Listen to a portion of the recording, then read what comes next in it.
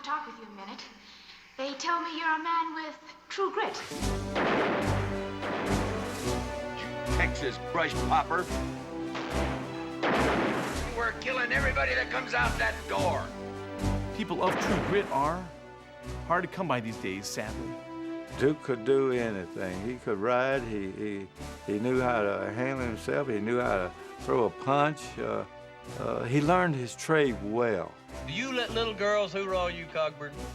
Would you mind repeating that, Jaybird? That was, I'll tell you, it was one of the biggest thrills of my life, just to ride on a horse beside John Wayne.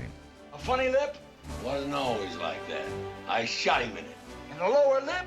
What was he aiming at? His upper lip.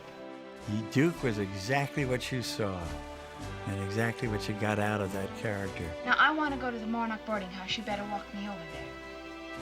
You are a lot of trouble. To tell you the truth, I had no idea the impact or the icon that he was. John Wayne once said that no one should go to the movies unless they believe in heroes. And I think that's what John Wayne was about. He wanted to show that there's still something good left and that evil must be vanquished. And that's a refreshing thing for us even in our times. He's Rooster Cogburn. He's completed the whole circle of the West, starting as a young man in the Ringo Kid and then ending up as Rooster Cogburn. I bet there are not very many movies where John Wayne said so many words. He was clearly well rehearsed. He really knew his lines, and he had the empathy of Rooster Cogburn with those lines as to what his past was. It was beautiful.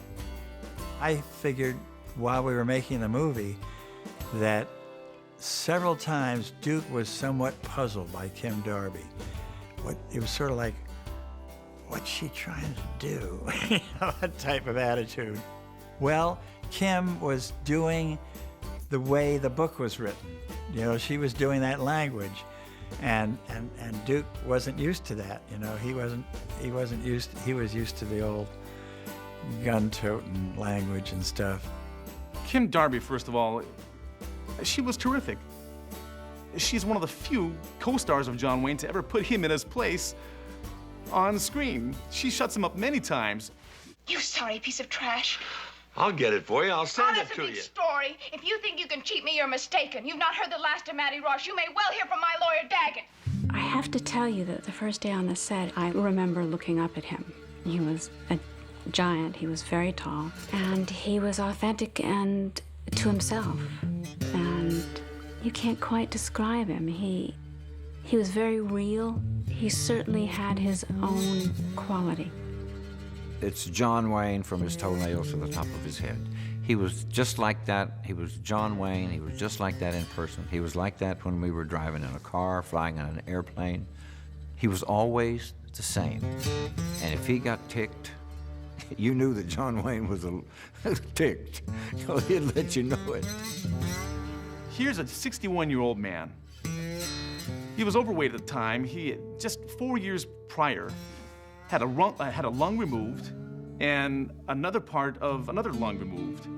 And here he is, riding and shooting all across the countryside, 7,000 to 10,000 feet above sea level, with an eye patch. Baby sister, I was born game, and I intend to go out that way. I spent a couple of years working at Western Costume Company, and along the trail there, I met John Wayne. Later in life, I ran across Frank Beeson Jr., who had then become a unit manager with Henry Hathaway. He called me and said he wanted me to do True Grit. But Wayne, he says, he wants the best wardrobe man, and I told him Bayless. He said, I know Luster, you know. He said, I'd be all right, you know. The eye patch became a big thing. Well, to do the eye patch and get the eye patch into the eye the right way and way Duke was a big chore. And I thought I was very intelligent. I was going to make some eye patches with no holes in it, then make some with a small hole, maybe for a medium shot, and then have one big, wide open, so in case for a fast ride. I showed Duke the eye patches. He said, look, son, I want a damn eye patch I can see through with every shot. He said, you know, when you reach for something, when you got one eye, you can't do that. Oh, I went back to the drawing board that night, and I started working on eye patches, you know. And I came up with the idea of taking, like, you know, a silk screen, a screen, you know, used on screen doors, and I cut the little screen and put it inside between the two leathers and the hole. And then I put gauze on top of that and spray it black, and you could still see through the screen and the gauze. And it worked. The great thing about Marshall Cogburn is he's one wrong killing from being an outlaw and a pirate himself. I was talking to a friend, and I said, you know, Duke shot me in the back. He said, no, Duke didn't shoot you in the back. Duke would never shoot anybody in the back. I said, no, but Rooster Cogburn would. That was his character, and he played it so beautifully in that movie. Hathaway had lots of confidence in Duke. He let Duke play the character, you know. Duke had a good feeling about the character. When they went to make this movie, Hathaway was careful that he got his stock company of people that he'd worked with before, and that's one of the reasons that this all came together so beautifully, is that this time he had a great script. He had his stock company of actors who had great things to say, great lines, and he told John Wayne, if you listen to me, you'll win an Academy Award. And we know he did. When John Wayne won the Academy Award, when it was announced, I was really, really thrilled and proud of him, and proud of that we did this together, and that if I'd helped him in any way, I was very grateful, you know, to be a part of that. I thought he was quite deserving of it, and quite deserving of it a long time ago. You know, Iwo Jima, you know, she wore a yellow ribbon, all the searchers, you know. Duke, they always say he was not a good actor. John Wayne was a hell of an actor. He had the hearts of the audience. Audiences loved him because of the way he was gruff, and he could drink, and General Sterling Price's cat, and everything about him. But when he revealed who he really was, it was like John Wayne, the actor, really letting something loose from in here. And I think that's when audiences who paid to see the movie and those who voted for him said, wow, this is a John Wayne we really haven't seen before. Well, come to see a fat old man sometime. Yeah!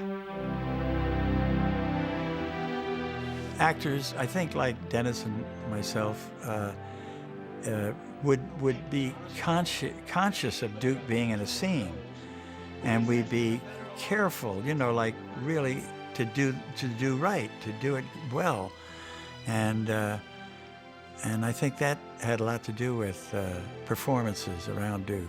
Well, you know, he was a loyal person.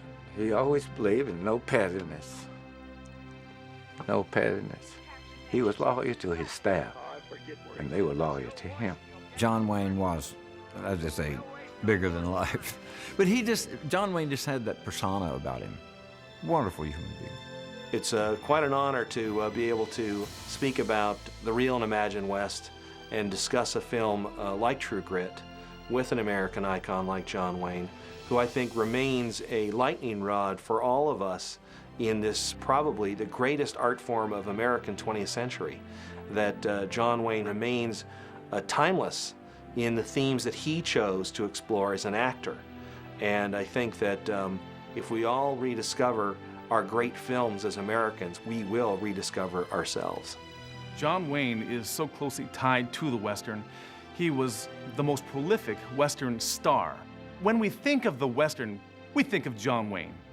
They're so closely tied together. And I truly believe that we will never see the likes of John Wayne again.